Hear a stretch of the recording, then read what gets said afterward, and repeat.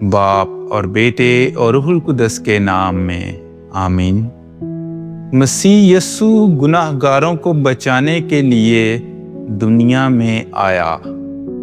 ہمارے لیے آج کی تلاوت مقدس پالوس رسول کا تیموتھوس کے نام پہلا خط، اس کا پہلا باب اور اس کی 15ویں آیت سے لے کر 17ویں آیت تک۔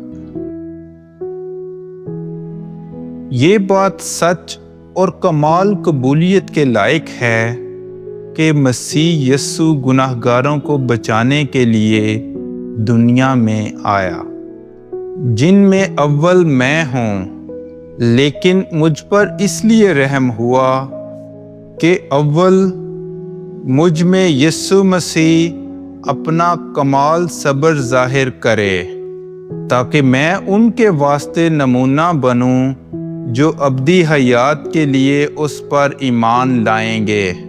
زمانوں کا بادشاہ یعنی غیر فانی اور نادیدنی خدائے واحد کی عزت اور تمجید ابدالآباد تک ہوتی رہے، آمین۔